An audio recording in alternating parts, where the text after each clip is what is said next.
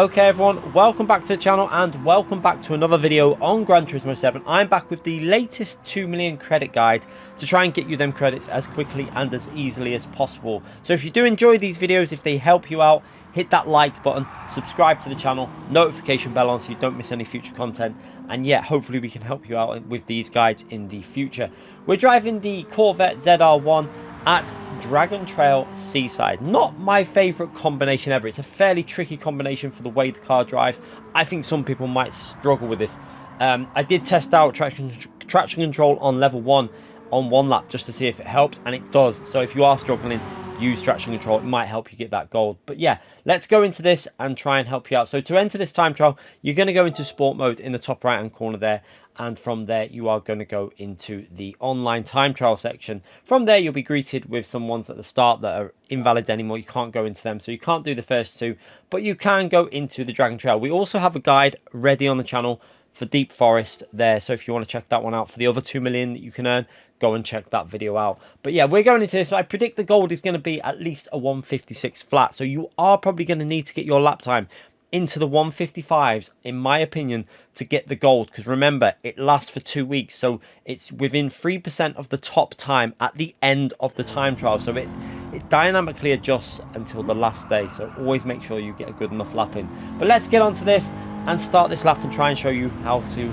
get these 2 million credits. So I'm not using traction control for this lap, but like I said before, it might help some people with this car because it's not the easiest car to drive. It's not really my favorite type of car either, or track. But let's get into this.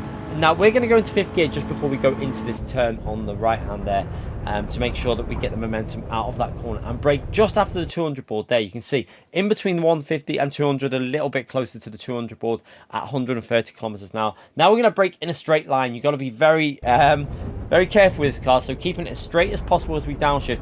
Then we're going to go down to 2nd gear just before the 50 board there, and you can see we're going to try and rotate this in. So just as we go down there, you see 2nd gear, rotate it in left hand tire up onto this red bit of tarmac on the left. Right hand tire still on the curb. That will help you rotate the car through the corner. Now at this point here, you're at your lowest speed of the corner, and now we're back on that throttle, and you're going to see we're going to go up to 3rd gear just before we go to this right hand corner. So just as we're getting that right hand tire onto the curb into 3rd gear, that means you can be a little bit more aggressive with the throttle, because 2nd gear is a little bit nervous to say the least. So 3rd gear will settle that car down, and now you're going into this next right hand corner. Now you can take a lot of angle off this corner, so we're going to turn in very early here and make sure we go right over the curb. So your right hand tire is actually going to be on the grass, your left hand tire is going to be on the curb. So there, nice and smooth over that. We got that line perfect, and then braking before we're back onto the curb. Now this is very tricky to get this car slowed down, and I actually brake a little bit, probably a fraction too late. But you can see here, try and get it rotated with 2nd gear.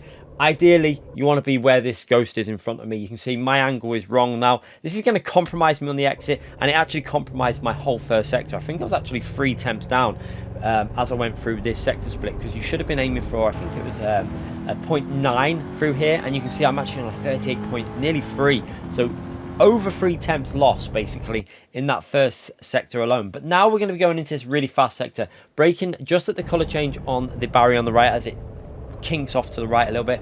Now you can see as we're going into this corner, we get a little bit of a drift going, a little bit too much really. I don't really want that, but because we're on the curb, it kind of manages to save it. However, again, like the previous corner, we're slightly compromised. You would ideally want to be coming from a further angle from the left so that you can get over this red tarmac again. But you can see we do manage to do that. Upshift to 4th gear before you do that over the red tarmac. It's really important. If you stay in 3rd, the car just gets really unsettled. However, if you go into 4th gear as you jump over that curb, it just settles the car down, and then it just makes a smoother exit all the way up this hill. Just be careful on the exit there as well.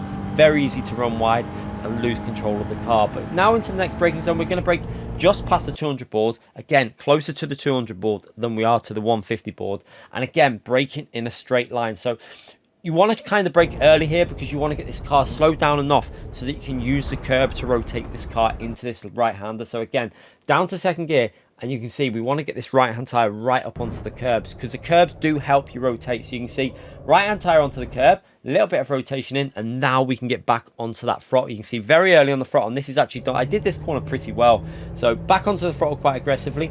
And what you'll see is I go into 3rd gear quite early. You don't want to rev this car out too much. You want to kind of short shift into 3rd gear a little bit. Just don't over rev that 2nd gear. And again, not going to over rev the gears from third to fourth either as we go flat out here. Now we're going to give it a little lift off the throttle there. You can see we're getting off the throttle because what we want to do is start putting the weight onto the front of the car as we're going into the depth chicane, one of the most important corners on this track. A little bit of throttle again and then lifting again because we want that weight to transfer to the front to help it rotate this through this really fast corner. Now this is where you just need the confidence. So again, aggressively on the throttle, and at this point you want to get your right hand tyre as close to that orange barrier as possible. Now I know some people are going to struggle with that, and it is very nervous as you go through there, but if you get it right you can gain so much time. You can see I actually took quite good exit speed from there, and now we're going to be looking for the 150 board on our left there. So you can see braking top left there, dead on that 150 board. Now to slow it down here, I found that going over to the right and kind of taking a weird line in, so you can see I start drifting over to the right and braking and trail braking at the same time to help slow the car down whilst rotating it. So you can see braking